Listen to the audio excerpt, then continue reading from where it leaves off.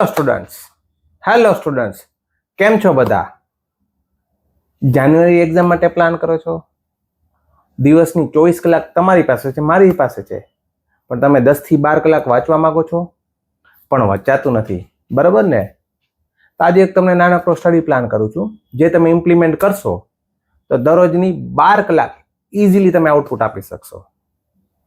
Generally સવારનું output છે ખૂબ જ સારું આવે છે, એટલે જ આપણા પૂર્વજો સવારના વાંચવાનો આગ્રહ રાખતા હતા.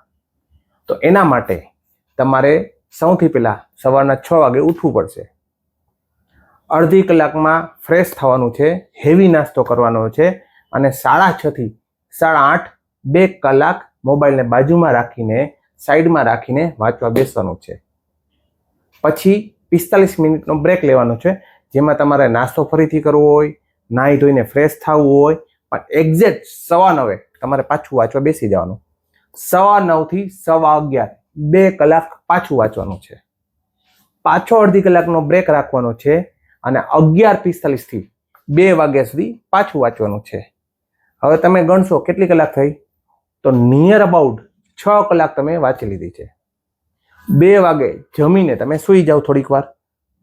હવે સર તમે પૂછો સૂવાનું શું કામ? કારણ કે તમે કયું વર્ક કરો છો? ફિઝિકલ વર્ક કરો છો કે મેન્ટલ વર્ક કરો છો? તો જવાબ આવે મેન્ટલ. તો થોડુંક શાંત રહેવા માટે, માઇન્ડને થોડુંક રિલેક્સ માટે સૂઈ જાઓ. એનાથી તમે રિલેક્સ થઈ જશો અને ફરી પાછા ફ્રેશ થઈ જશો.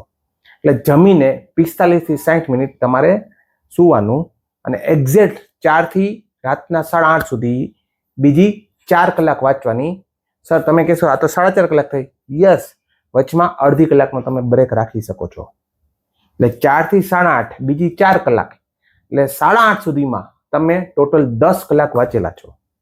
તમે 10 કલાકનું સ્ટડી પ્લાન કર્યું છે. અને પછી 9:30 થી 11:30 સુધીમાં જે તમે સવારના વાંચ્યું છે અથવા સાંજ સુધી જે વાંચ્યું છે એકવાર રિવાઇઝ કરી લો, એટલે તમને કોન્ફિડન્સ આવશે. શું તમને આ ટેકનિક ગમી?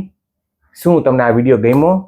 તો તમે તમારા સીએ ફ્રેન્ડને શેર કરો, સીએ સ્ટુડન્ટ્સને શેર કરો, કે જેનાથી એમનું પ્લાનિંગ પ્રોપર થઈ શકે. જો તમારે એડવાન્સ લેવલની મેન્ટરશિપ લેવી હોય તો 9724318185 પર કોલ કરો. Thank you so much. Your mentor CA Maulik Tolia. Thank you so much.